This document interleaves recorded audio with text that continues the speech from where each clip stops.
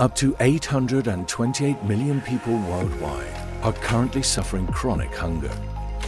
The number of people who do not enjoy reliable access to food has risen to 2.3 billion, up by 350 million since 2019.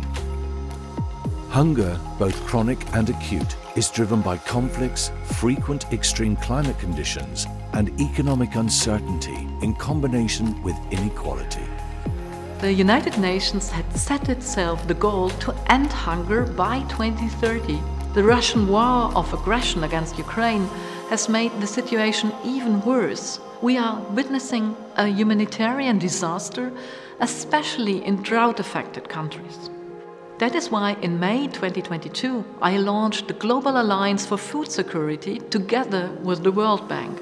One purpose of the alliance is to ensure that the support reaches those in the greatest need. The long-term aim is to bring about structural change. Eating healthier food and making informed choices when shopping at the supermarket is good for our health, our environment, and for the livelihoods of many people working in the complex system of the agri-food sector, either growing or processing the food we buy and eat.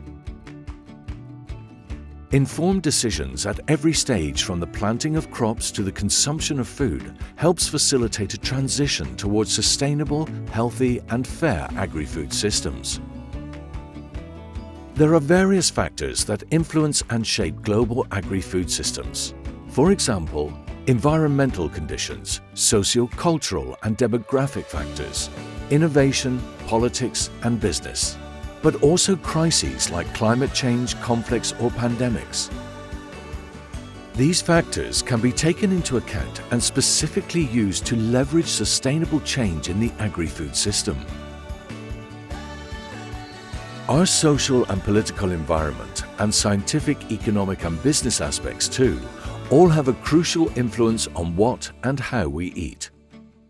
Role models, advertising or price structures, for example, can arouse desires or create an awareness for proper food and nutrition. The decisions we make as consumers allow us to establish healthy eating habits while promoting sustainable and fair food production and reducing food waste. The BMZ wants to improve the agri-food system. Our approach is built on 3 pillars. First, our approach to the transformation is sustainable and holistic. This means looking at the entire system, from consumption at one end to production at the other, and we consider approaches that protect the climate as much as possible.